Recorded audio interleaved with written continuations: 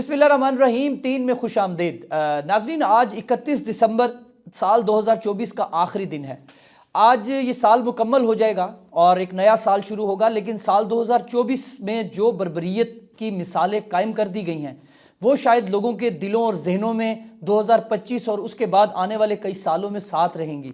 2024 में क्या हुआ, 2025 में क्या होने जा रहा है, उस हवाले से शायद ये आखिरी वीडियो ना हो, इस साल की व्लॉग ही आखिरी होगा। लेकिन हमने एक आपके लिए लाइव ट्रांसमिशन का प्लान किया हुआ है, जो आज रात 8 बजे हम लाइव ट्रांसमिशन करेंगे, जिसमें हम ये डिस्कस करेंगे अपने जो गेस्ट होंगे, जो हमारे साथी हैं, जिनमें रिजवान गिलजई साहब हैं, फ़हीम अख्तर मलिक साहब हैं, वसीम मलिक साहब हैं, साद रसूल साहब हैं, सदीक जान हमारे प्यारे भाई, वो भी हमारे साथ होंगे। तो हम ये एक लाइव ट्रांसमिशन करेंगे जिसमें हम डिस्कस करेंगे कि 2024 में क्या हुआ और अब आने वाला जो 2025 का साल है इसमें क्या होगा। आज की वीडियो में चूँकि मज़ाकरात 2024 में ही शुरू हुए, इस पाकिस्तान के जो सबसे अहम मज़ाकरात हैं उनकी बातचीत चल रही है और 2 तारीख को नए साल 2025 में मज़ाकरात दोबारा से ऑन टेबल होंगे। दोनों फ़रीक़ैन, हुकूमत और पाकिस्तान तहरीक इंसाफ, एक दूसरे के सामने होंगे। तो उससे पहले आज इमरान खान के साथ साल 2024 की आखिरी मुलाकात बुशरा बीबी ने की और उस मुलाकात में वन ऑन वन मुलाकात थी, उस पर क्या डिस्कशन हुई, कुछ खबर वहाँ से आई और कुछ मज़ाकरात के हवाले से इमरान खान ने अपने वकला को हिदायत दी है। तो आज हमारे साथ पहले तो शुक्रिया, बड़ी हमारी खुशकिस्मती है, हमारे सीनियर जर्नलिस्ट हैं। सारा साल इन्होंने हमें वक्त नहीं दिया, लेकिन साल के आखिर में इन्होंने हमें ये मौका दिया कि मैं और रिजवान इनके साथ बैठ सकें, बात करें। रिजवान भाई, मुज़ाकरात और आज इमरान खान के साथ जो मुलाकातें हुई हैं, इसके ऊपर मैं चाहता हूं कि आज आप और फ़हीम मलिक साहब जो हैं ज़रा थोड़ा डिटेल बताएं कि क्या ख़बर है। देखें, जो अडयाला जेल से ख़बर है वो सबसे पहले हम शेयर कर देते हैं। आज इमरान खान से एक तो बुशरा बीबी की मुलाकात हुई है और उसके बाद फिर वकला से उन्होंने गुफ्तगू की है। बेसिकली जो इमरान खान ने भी अपने ट्वीट में भी जिक्र किया था कि उनको एक ऑफ़र की गई है, एक पेशकश की गई है, और तो उसके जवाब भी उन्होंने उसी ट्वीट में दे दिया था कि किसी किस्म की इस तरह की पेशकश वो कबूल नहीं करेंगे। आज अंसार अब्बासी ने स्टोरी दी जंग अखबार में और जियो पे भी, और आपको पता है कि अंसार अब्बासी कहाँ से बोलते हैं या किसकी बात करते हैं। उन्होंने ये कहा कि जी इमरान खान अगर इस मौजूदा निज़ाम को कबूल कर लें तो उनके लिए आसानी पैदा हो सकती है। यानी ये जो सिस्टम चल रहा है, आपको याद होगा उमर साहब, ज़ुबैर साहब भी यहाँ पे थे, हमने यही खबर दी थी बहुत पहले भी कि इमरान खान से सिर्फ ये डिमांड की जा रही है कि आप इस सिस्टम के साथ समझौता कर लें। ये जो फॉर्म 47 के ज़रिए जो हुकूमत बनी है, इस हुकूमत को आप तस्लीम कर लें, ये 5 साल अपने पूरे करें और उसके बाद फिर आप जो है वो आगे, और तब तक आप खामोश रहें। आप इसको यानी अगर आप इसको चैलेंज नहीं करेंगे, मौजूदा निज़ाम को अगर चैलेंज नहीं करेंगे तो आसानी होगी। तो ये ऑब्वियसली इमरान खान के लिए काबिल कबूल नहीं है। वो तो इसी निज़ाम के खिलाफ, अगर वो इमरान खान इस निज़ाम को चैलेंज ना करें तो उनमें और अंसार अब्बासी साहब में, उनमें और नवाज शरीफ में, शहबाज शरीफ में, आसिफ जरदारी में, या जो भी इस निज़ाम में चल रहे हैं, उनमें कोई फ़र्क तो नहीं होगा। तो ऑब्वियसली वो इस फ़र्क को ख़त्म तो नहीं करना चाहेंगे और उनका जवाब तो नेचुरली ही होना चाहिए। आज जो एक तो जो मुज़ाकरात हो रहे हैं ना, ये आपने जो 2 तारीख का जिक्र किया कि 2 तारीख को मुज़ाकराती कमेटीज़ बैठेंगी, 2 जनवरी, ये वो सामने कैमरे पे दिखाने के मुज़ाकरात हैं। ना इनके पास, कमेटियों के पास कोई इख्तियार है और ना इतनी कोई इनकी अहमियत है। असल जो मुज़ाकरात हैं वो बैकडोर मुज़ाकरात हो रहे हैं, और उस मुज़ाकरात का जो वाया है वो अली अमीन गंडापुर जो है वो बातचीत करते हैं, जो इमरान खान को बताते भी हैं। और इसी बारे में आपने देखा कि इमरान खान को जब भी वो कोई ऑफ़र लेके जाते हैं तो वो कभी वो कहते हैं नहीं मैं किताब पढ़ रहा हूँ, कभी कहते हैं कि नहीं बात करना चाहता, वो इस पर बात ही नहीं करना चाह रहे, जिस तरह की चीज़ें वो लेके जा रहे हैं। लेकिन अब पार्टी के अंदर एक ये राय है, वो ये समझते हैं कि पीटीआई जो है वो इमरान खान ये नैरेटिव बिल्ड कर चुके हैं, इस्टेब्लिश कर चुके हैं कि वो डटे हुए हैं, उन्होंने इस निज़ाम के साथ समझौता नहीं किया है। लेकिन उनका जेल से बाहर आना भी तो ज़रूरी है, यानी इमरान खान जेल से बाहर होंगे तो ज़्यादा चीज़ बेहतर होगी। और उसमें वो ये समझते हैं कि कुछ पार्टी के लोग उनको वो कोशिश खुद से इनिशिएट करनी चाहिए, यानी इमरान खान को आमादा कर लेना चाहिए कि आप थोड़ा सा कोई ना कोई रास्ता इख्तियार करें बाहर आने का। फ़हीम भाई भी मौजूद है, रिजवान साहब, खान दलील अगर दी जाए खान को किसी बात पे तो दलील से एग्री किया जा सकता है ना।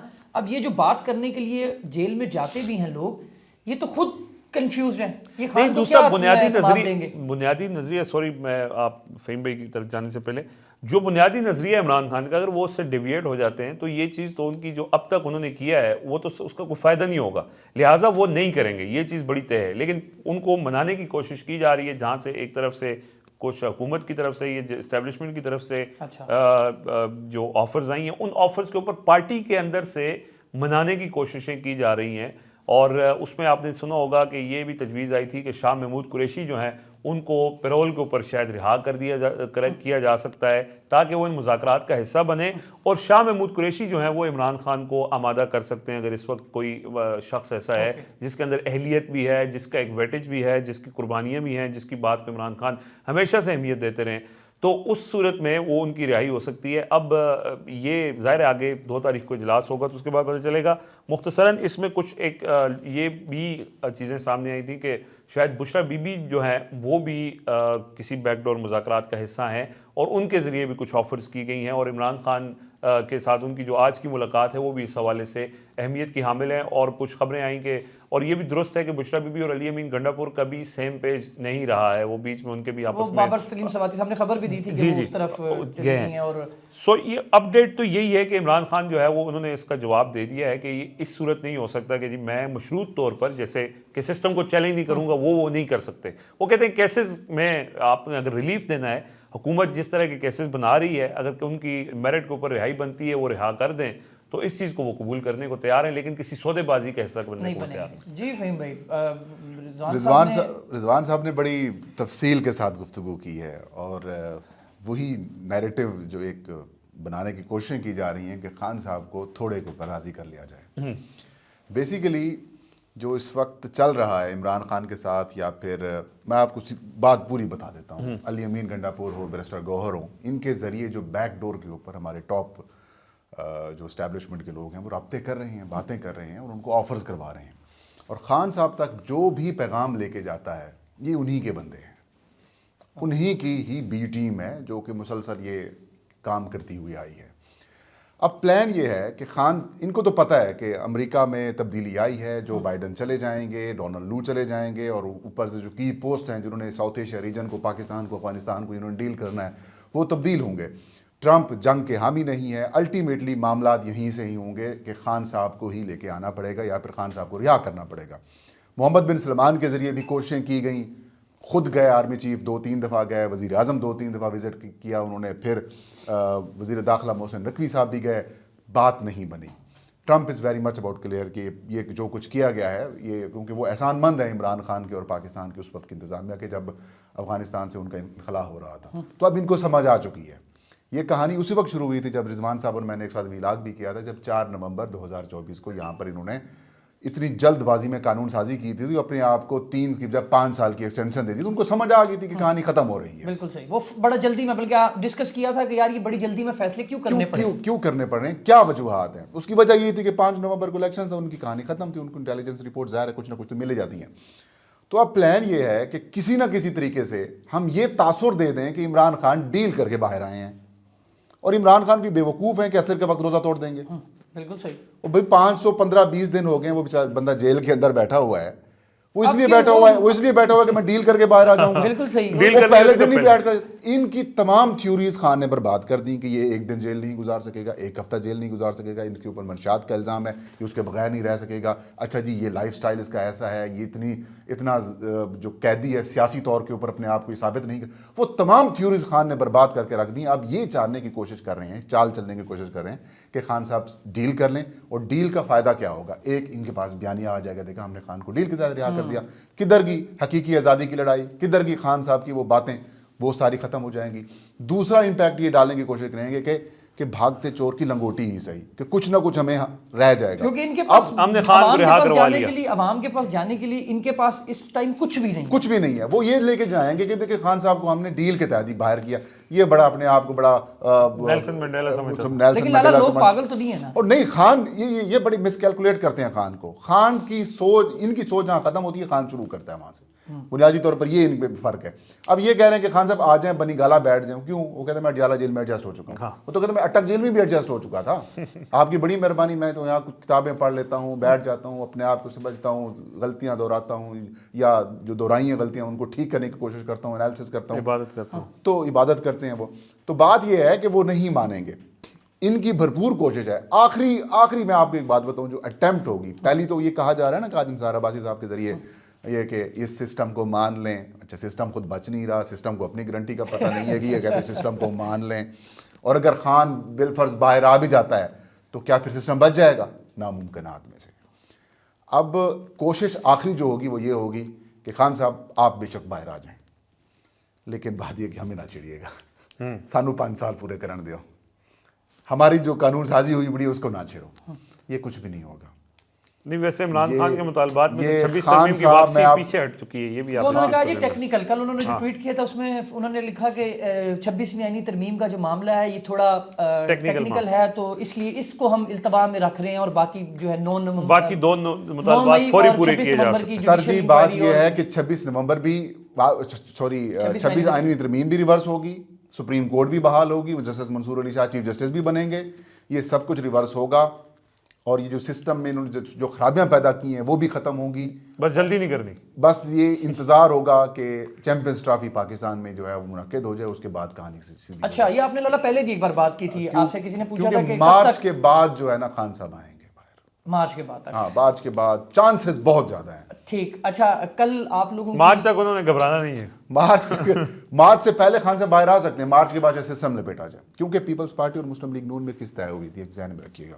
وہ لاہور والا فارمولہ بھی بنا تھا، بعد میں بھی بنا تھا. جو ان کی آپس میں ہوئی تھی وہ یہی تھی کہ 2 صوبے پیپلز پارٹی حکمرانی کرے گی جب وزیر اعظم شہباز شریف ہوں گے. صدر ان کا ہوگا، پنجاب اور کے پی میں گورنرز بھی ان کے ہوں گے، اور وفاق میں دھڑلے سے پیپلز مسلم لیگ نون یا پھر باقی اتحادی مل کے حکومت بنائیں گے. 2.5 سال کے بعد بلاول وزیر اعظم بنیں گے. بلوچستان کی حکومت چینج ہو جائے گی، وہاں پر مسلم لیگ نون کا سی ایم آ جائے گا. پنجاب میں سی ایم انہی کا رہے گا. صدر نواز شریف آ جائیں گے یا کوئی اور آ جائے گا، اور جو چیئرمین سینٹ ہیں وہ بھی شاید برقرار رہ پائیں. تو یہ سسٹم ان کا فارمولہ طے ہے کہ 2.5 سال ہم دونوں نے لگانے ہیں. اللہ تعالیٰ اس کا کسی نے آن ریکارڈ بھی یہ بات کی ہے نا کہ 2.5 سال میں یہ وزیر اعظم ہوں گے، 2.5 سال ہوں گے. وہ بیسیکلی جو اب پریشانی جو جان بوجھ کے آگے بتاتے ہیں کہ جو پریشانی ہے وہ یہ بڑی ہے کہ شہباز شریف نے چلو 8-9 مہینے لگا لیے ہیں، بلاول کی باری پھر گئی. اس لیے وہ کہہ رہے ہیں کہ جو جنوری ہے نا اس کے بعد ایک زرداری ایک باری کچھ اس طریقے سے نعرہ ہے. ایک باری نہیں یہ جو لالا یہ تو پورا ایک سودا ہے نا. سودا یہ تو وہ سودا خراب ہو چکا ہے. سودا تو اس بڑی وہ صحیح کہہ رہے ہیں. تین فریقین کے درمیان باقی چھوٹے چھوٹے جو ایلیمنٹس ہیں، 3 مین اسٹیک ہولڈرز کے درمیان یہ فارمولہ جو جس کی بات ہے، اسٹیبلشمنٹ، پاکستان مسلم لیگ نون اور پاکستان پیپلز پارٹی. ہن اس سودے دے وچ نہ تیناں نوں سمجھ نہیں آ رہی کہ اسی اس نو برقرار کس طرح رکھنا ہے. بھائی یہ سودا اصل میں کہہ رہا ہوں نا، سودا ہے جو سوداگر تھا وہ چلا گیا نا، بائیڈن چلا گیا، لو چلا گیا، سپورٹ ساری ختم ہو گئی، تو کہانی تو ادھر سے بگڑ گئی. انویسٹر چلا سوداگر بالکل. لیکن اس دوران جو برباد ہو گئے اب یتیم ہوئے پڑے ہیں کہ یار کیا کریں، کدھر جائیں، کس کے پاس جائیں. اس لیے کہتے ہیں کہ کسی نہ کسی یار 8-9 مہینے اس نے لگا لیا، 8-9 مہینے بلاول نو لان دو، خان صاحب سے ڈیل کی جائے. اچھا، لیکن ہو نہیں پا. میں نا لالا آپ لوگوں کی موجودگی میں، لالا بھی آج موجود ہیں، آپ کی کل ایک بڑی ملاقات ہوئی رضوان بھائی کی، آپ کی اور زبیر بھائی کی. آپ لوگوں نے کل مولانا فضل الرحمان سے ایک بڑی اہم ملاقات کی اور بڑی طویل ملاقات کی. وہ بھی اپوزیشن لیڈر ہیں، مطلب ایک بڑی اپوزیشن جماعت کو وہ اپوزیشن پارٹی کے سربراہ ہیں.